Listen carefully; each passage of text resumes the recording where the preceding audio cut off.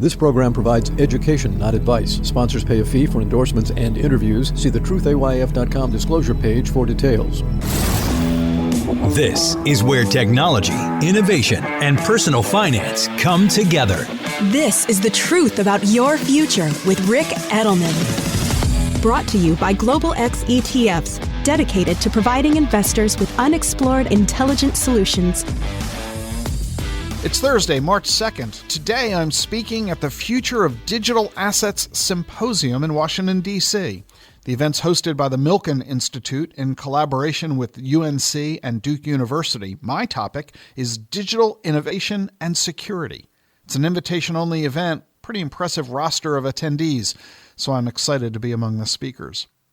Doing gigs like this, consulting in the financial services field, focusing on digital assets, it's part of my reinvention of myself. Back in 2021, after 37 years of building and running Edelman Financial, what became the largest advisory firm in the country, my wife Jean and I left the company, and we then found ourselves faced with a question of, well, now what? So we've been working hard to create our next chapter for ourselves. I talked about our transition a few months ago on this podcast. It caused one of my listeners, John, to send me an email. He wrote, "Rick, I was moved by your scintillating commentary about what you discovered when you left your company after 37 years. I can very much relate to all of this. I'm 70, and I retired from my 10-hour-a-day position as a psychiatrist at the Veterans Administration. Like you, I was poorly prepared for losing 90% of my most meaningful relationships because they were occupationally attached. And there's another inevitable phenomenon that you did not mention on your podcast. If you live long enough, you will lose many of your relationships because they will die or move away. And you'll lose half of your relationships because they will develop dementia. So it's important that we always cultivate new relationships while we hold on to our current ones." John, thank you very much for your email. If you'd like to hear the podcast that John is referring to and what this whole topic was about, my experience, what it was like when Jean and I left Edelman Financial, we've got the link to that show in today's show notes for you. And yeah, John, you're on to something. Harvard's been studying adult development since 1938. They've been following both Harvard grads and inner-city residents of Boston and their descendants. This study's been going on for 85 years. The goal? To predict longevity, health, and happiness. And after collecting data for 85 years, guess what they have found out? The key to longevity and health and happiness is not lowering your cholesterol or your blood pressure. It's the quality of your relationships and whether or not you have a sense of purpose. If you have good relationships and a sense of purpose, you're at lower risk of Alzheimer's and stroke. But you've got to work at it. They say it takes 200 hours over 4 months to build a close friendship. You don't have to find new friends, though. You can reach out to old ones. You've got old friends, people you haven't seen or talked to since high school or college. But you hesitate to reach out to them, don't you? The study found that people fear contacting old friends. They exaggerate the risks of doing so. You fear that it'll be awkward, that you'll get rejected, and you underestimate the pleasures of reconnecting. Go on, give it a try. And we really need to. Americans 55 to 64 are far less socially engaged than people that age were 20 years ago. In 1960, only 13% of us lived alone. Today, 36% do, a threefold increase. We're talking 26 million Americans over the age of 50 living alone, and more than half of them are women. And guess what? New research says that people who live alone are more lonely than those who live with others. One big source of companionship are children, but 16% of the over 55 crowd don't have any kids. When we leave work with no kids to talk to replace the chat we used to have with colleagues, well, that's an issue. Not only do child-free people lose socializing opportunities, there are questions about who will help them in retirement. Who's going to help you maintain your house, provide you with elder care? I mean, after all, 85% of elder care is provided by a spouse or children. If you don't have one of those, it's a challenge. So here are some questions from that Harvard study that you need to ask yourself. Who would you call if you woke up scared in the middle of the night? Who would you turn to in a moment of crisis? Who encourages you to try new things, take chances, pursue your life's goals?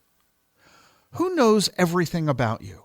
Who can you call on when you're feeling low and be honest with about how you're feeling? Is there someone in your life who has shared many experiences with you and who helps you strengthen your sense of who you are? Do you feel satisfied with the amount of romantic intimacy in your life? Who do you turn to if you need some expertise or help solving a practical problem like planting a tree or fixing your Wi-Fi?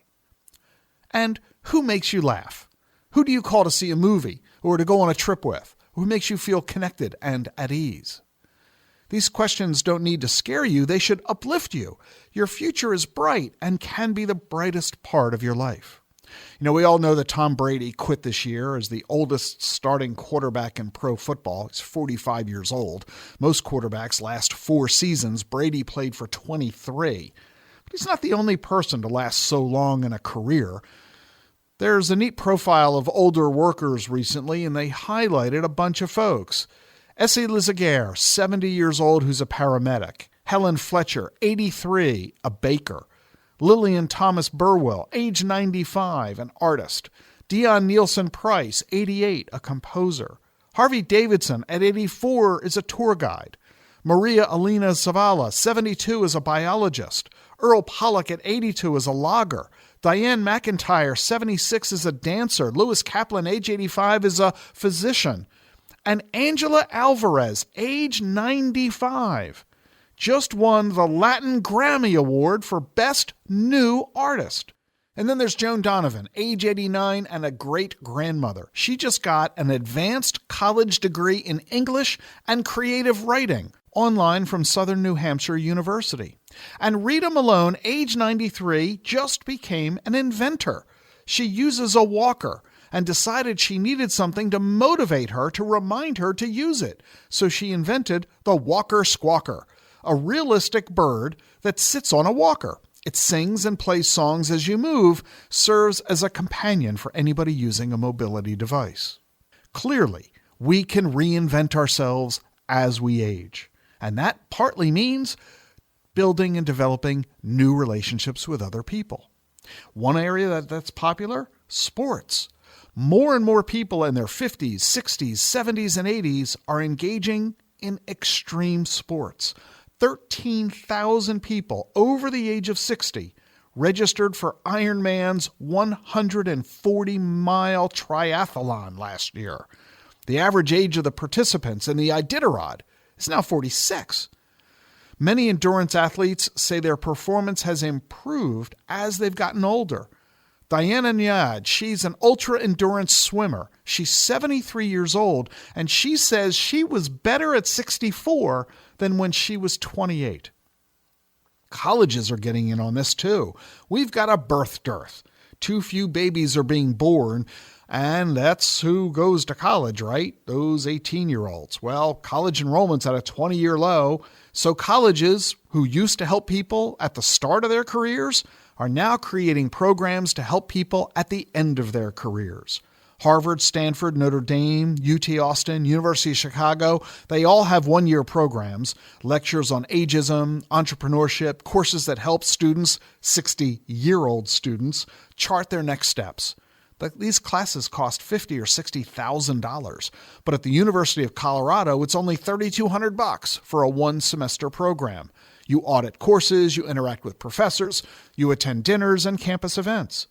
They help students provide consulting to faculty, students, and staff. Some students donate, others mentor other people who have joined the program following them. And at Arizona State, they've opened a senior citizens housing complex. You've got to be over 62 to live there. They cost $400,000 to $1 million to enter, $4,000 to $8,000 a month. Includes classes and meals, 260 residents.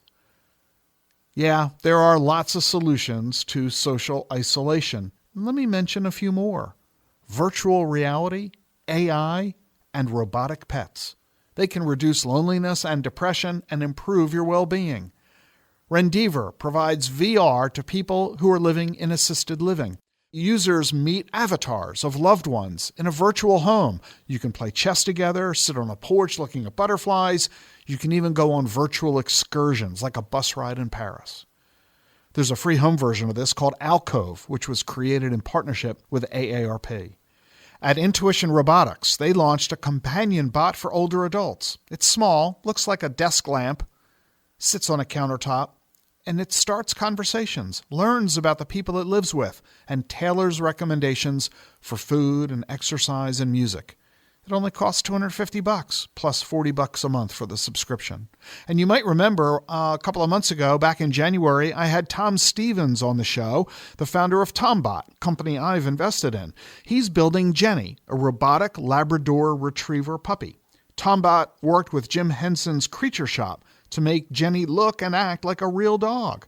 Jenny will be out in 2024. She costs about $1,500, and she's meant to serve people with Alzheimer's and dementia. The Wall Street Journal reviewed Jenny and said the tech's easy to use because there's no setup. And the reporter said, every time it gazed up at me, I found myself reaching out to stroke its head.